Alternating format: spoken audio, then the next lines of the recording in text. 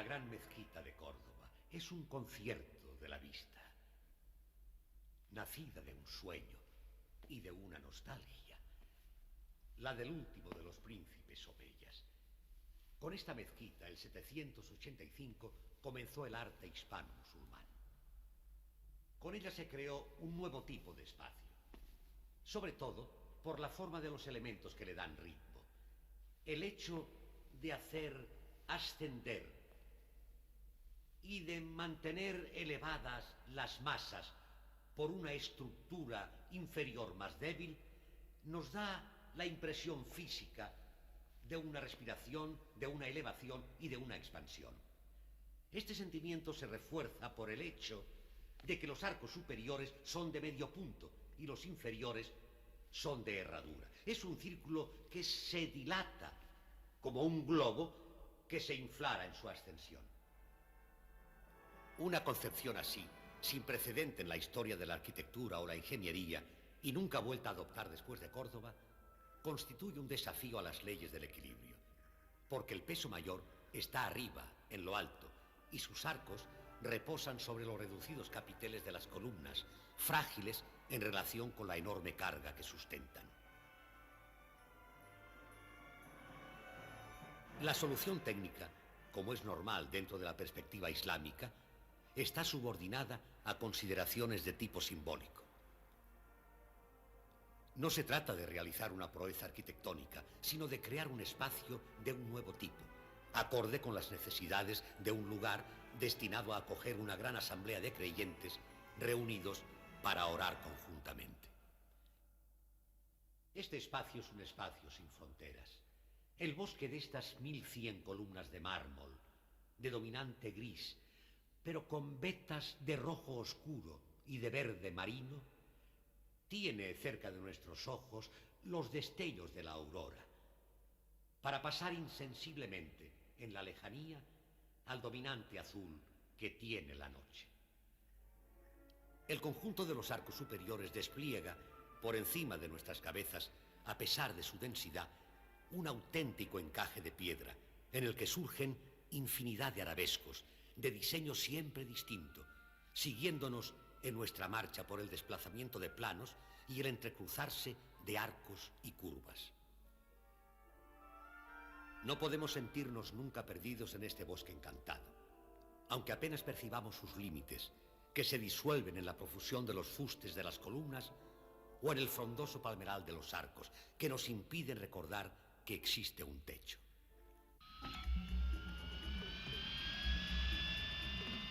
El ingenio humano no conoce límites. Su habilidad ha destruido casi todas las barreras y limitaciones físicas.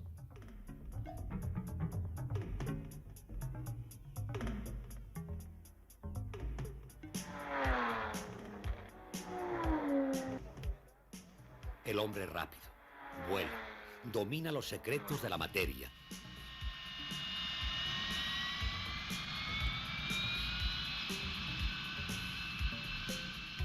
Ha realizado todos sus sueños. Sin embargo, en esta época del triunfo de la ciencia y la tecnología, no faltan quienes piensan que las relaciones entre el hombre y sus creaciones tecnológicas están comenzando a invertirse, si no es que ya se invirtieron hace tiempo. En la civilización occidental, los medios se han convertido en un fin. La ciencia y la tecnología ya no están adaptadas al entorno, no están al servicio del hombre. Antes, al contrario, el hombre y su entorno están subordinados al desarrollo autónomo y devorador de las ciencias y las técnicas. El resultado de esta inversión entre medios y fines es que, 2 siglos después de la revolución industrial, en la que falsos profetas predecían el desarrollo ilimitado del hombre de la mano de la nueva tecnología, la mitad del mundo lucha por su supervivencia y el resto afronta un porvenir lleno de incertidumbre. Esta enfermedad de la civilización occidental, rectora del mundo actual, ha sido llamada la modernidad. La capacidad de invención del ser humano es algo consustancial a su naturaleza. nunca le ha sido posible dejar de inventar. El célebre árbol de la ciencia del bien y del mal, causa de la expulsión del hombre del paraíso, podría quizás ser llamado sin más el árbol de la ciencia. Porque la ciencia en sí no es ni buena ni mala, pero sus frutos sí que pueden ser aplicados tanto al bien como al mal. ¿Hay inventos necesarios y otros innecesarios? ¿Debería haberse detenido la cadena de los inventos, de los ingenios, cuando todavía estaba al alcance de la mayoría de los hombres su uso y su control? ¿Existió ese momento de la historia humana? En el siglo IV antes de Jesucristo, el joven Alejandro se convirtió en señor del mundo antiguo.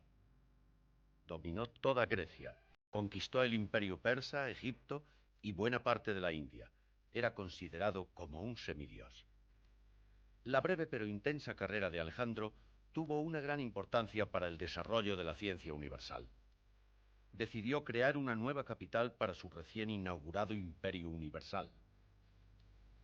Reuniría en ella todo el prestigio de las armas, el comercio y la sabiduría. Se llamaría Alejandría y estaría situada en Egipto, a orillas del Mediterráneo. Pero Alejandro murió antes de ver terminada su ciudad. Su heredero, Ptolomeo Sóter, era más afín a las ciencias que a las conquistas militares. Concluida la ciudad, se dispuso a hacer de ella un nuevo centro de cultura, digna heredera de Atenas, Egipto y Babilonia. Gastó enormes sumas de dinero en reunir la más fantástica biblioteca de la antigüedad y fundó el Museum, el Templo de las Musas, al que atrajo a los principales pensadores del mundo civilizado. Durante 200 años la ciencia brilló con su máximo esplendor en la ciudad de Alejandro y Ptolomeo. Varios de los talentos más sobresalientes de la humanidad se desarrollaron en aquel propicio ambiente intelectual.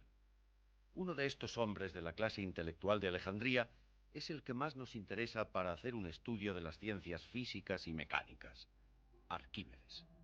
En Arquímedes se da el punto de partida de una nueva mentalidad. Con él nace el interés de los científicos para extraer a partir de las leyes físicas dispositivos mecánicos que den ventajas al hombre. Y con él, la ciencia comienza a tener una importancia directa en los asuntos de Estado. Es el primer ejemplo de un científico valorado y requerido por el gobierno en virtud de sus conocimientos prácticos. Otro alejandrino célebre fue Herón, constructor de máquinas curiosas y útiles, pero que no encontró eco para sus hallazgos. Su más famosa invención fue una turbina de vapor en estado embrionario, la primera utilización de una nueva fuente de energía. Pero su invento pasó sin pena ni gloria en una época en que la abundancia de esclavos no causaba problemas de mano de obra. Después del período alejandrino, el mundo clásico llega a una grave crisis de agotamiento. Multitud de causas se dieron cita para que aquel sistema antaño, brillante y vigoroso se disolviera por falta de estímulos. Es un típico caso de agotamiento histórico del que hasta ahora no se ha librado ninguna cultura en particular.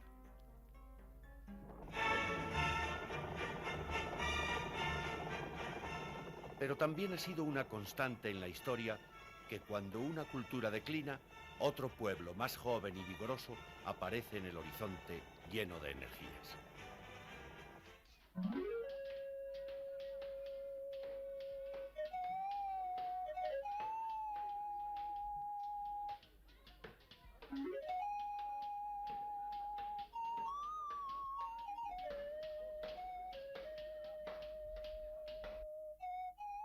En cuanto a la utilización práctica de los principios físicos y de ingeniería, el Islam tuvo su visión particular del problema. Sus principales preocupaciones fueron eminentemente de orden constructivo y práctico, aunque también desarrollaron una tecnología no práctica, curiosa como diríamos hoy. Otras derivaciones de la ciencia y el maquinismo o no les interesaron o fueron consideradas abiertamente como un conjunto de conocimientos que, cuando no resultaban inútiles, eran al menos peligrosos.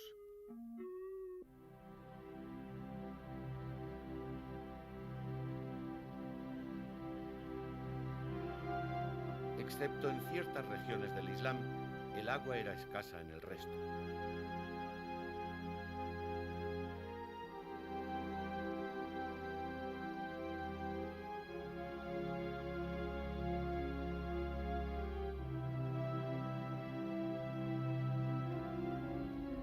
Al ser la agricultura el principal medio de vida de la época, se desarrollaron cuantos medios técnicos permitían un mejor aprovechamiento del líquido elemento.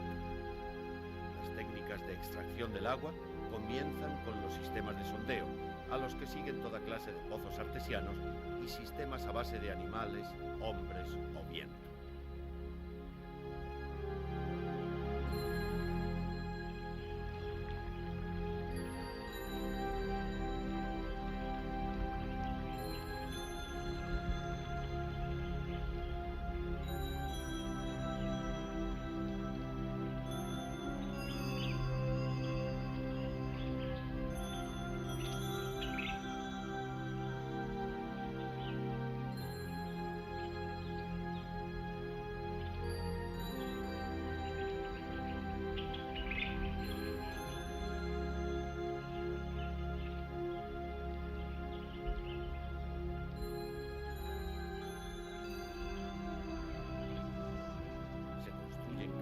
Diques y represas para conseguir embalses y pantanos.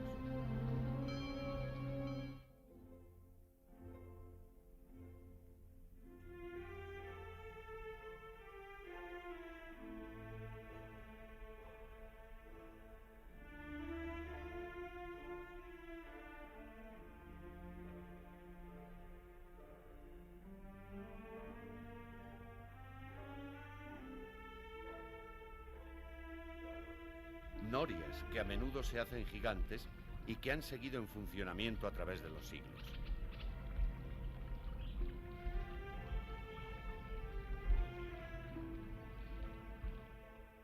El hombro curvado, inclinado hacia la tierra, abreva el polvo con lluvia de perlas. Su parte superior dispara, cual arco sonoro, rayos de agua todo alrededor, comparable a las esferas celestes, pues sus efusiones parecen cometas combatiendo la sequía. Es un juglar que, encantado por el baile de las ramas, da volteretas armado de espadas brillantes. No creo que sea de sed que gima tanto, si las aguas corren por sus hombros, más bien que ella sea cantadora y el jardín un bebedor, pues siempre bebida y cante van unidos.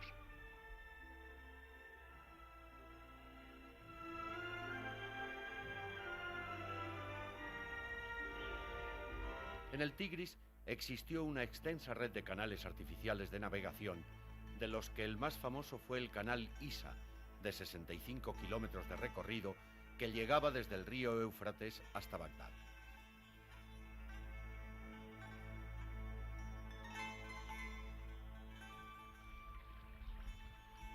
En las ciudades el agua era objeto de cuidadosa canalización y repartición.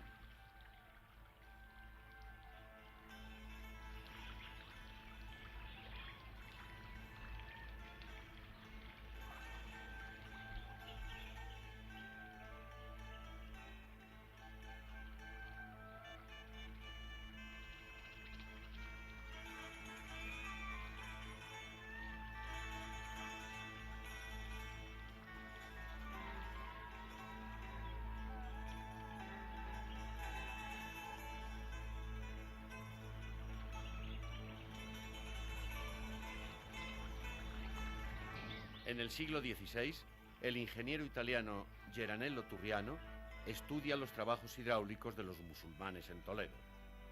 La tecnología árabe, basada en la presión del aire y del agua aplicada a fuentes, molinos y elevadores de agua, forman la base de los estudios de Torricelli.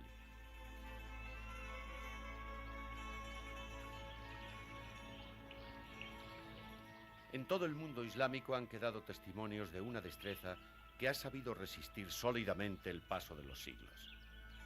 Otros conocimientos de física e ingeniería tienen su aplicación en las diversas industrias características de los antiguos países islámicos, como la industria del papel, introducido en Occidente por los árabes.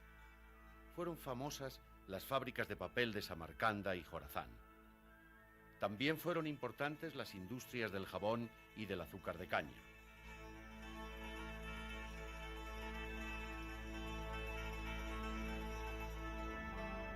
Y la construcción naval, a cuya técnica se deben aportaciones tan importantes como la vela latina y el timón de codaste.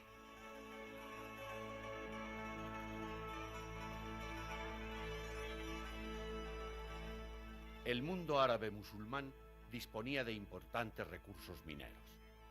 Sus principales zonas de explotación eran el Magreb, España y sobre todo Persia. Fue célebre la región de Ganzak, en el Kurdistán, que era conocida como Ecbatana de los magos. En ella se daban el oro rojo y el amarillo, la plata, el cobre y el mercurio. Fue una de las primeras refinerías de petróleo que han existido. Existían hornos de fundición en Jorasán, donde se llegaron a fabricar puertas de hierro de hasta 5 toneladas.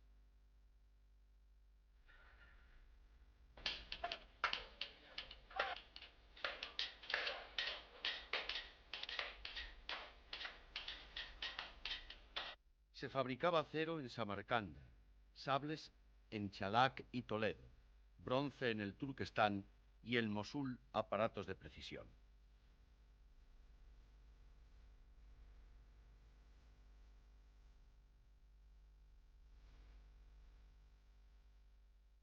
Además de estos aspectos industriales, se prestaba también atención al estudio de las leyes físicas que los posibilitaban. Un buen ejemplo nos lo aporta Tabit ibn Qurra, con su tratado de las máquinas simples, los hermanos Musa, y Al-Qaziní, cuyos tratados sobre la balanza y los centros de gravedad vieron la luz en Bagdad en el siglo X. La otra tecnología, que fue muy apreciada entre los árabes, es la que podemos llamar no práctica, la que va más allá de las preocupaciones ordinarias del hombre.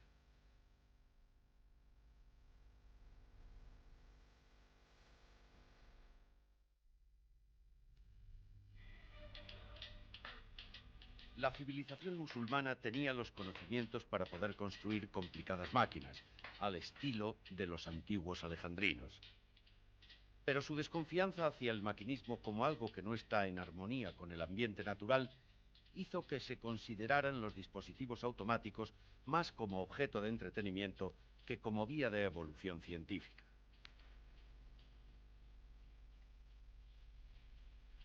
La célebre obra de Al-Jazari, dedicada a los artilugios mecánicos, es la más completa producción islámica en este sentido.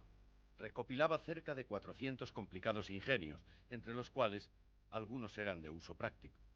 En este tipo de tratados aparecen ingeniosos surtidores, aparatos hidráulicos, curiosos autómatas e instrumentos musicales automáticos. La mayoría de ellos no pasaron de ser objetos de distracción en las distintas cortes del Islam, porque la mentalidad musulmana consideraba peligroso desarrollar excesivamente la tecnología basada en el uso de metales o de fuego. Al igual que los chinos, que inventaron la pólvora pero nunca la utilizaron con fines violentos, los árabes antepusieron la armonía con la naturaleza a un excesivo desarrollo técnico que podía acabar volviéndose contra el hombre.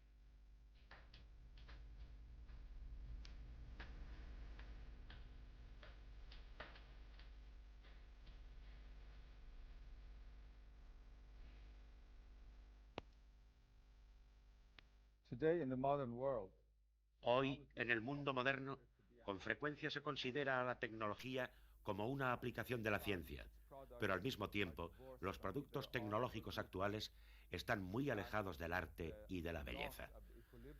En realidad, la pérdida del equilibrio entre el hombre y la naturaleza se relaciona directamente con el mal uso y la excesiva utilización de la tecnología, cuyos resultados están a la vista de todos. El Islam también desarrolló su propia tecnología. Llevó a cabo importantes avances, tales como la construcción de depósitos que han durado más de 1000 años, la creación de sistemas de irrigación subterránea, la construcción de importantes edificios que han sobrevivido a los terremotos durante cientos de años. También en el Islam se inventaron máquinas complejas siguiendo la tradición de Herón y Filón de Alejandría y de Arquímedes. Pero estas máquinas se concebían y construían principalmente para el entretenimiento, más que para un uso de tipo económico que destruye la relación inmediata entre el hombre y las fuerzas de la naturaleza. La ingeniería técnica islámica y por lo tanto sus logros mecánicos aunque fueron bastante interesantes desde el punto de vista de estas ciencias, tal y como son vistas hoy en Occidente, son incluso más interesantes desde el punto de vista de que proporcionaron la base material de una espléndida civilización, sin necesidad de destruir el equilibrio entre el hombre y el mundo que le rodea. Utilizaron las fuerzas de la naturaleza de tal manera que no destruyeron los ritmos naturales y así permitieron al hombre vivir en paz y armonía con su entorno natural. La ciencia y la técnica musulmanas resaltan un aspecto fundamental que acaso pudiera ser útil al considerar el enorme desarrollo que la tecnología occidental ha conocido en los últimos 100 años. No se debe perder de vista el conjunto al estudiar algunas de sus partes, pues lo más alto no debe ser sacrificado a lo más bajo. La ciencia debe conocer sus límites y no confiar en el progreso indefinido de algo que es finito por naturaleza.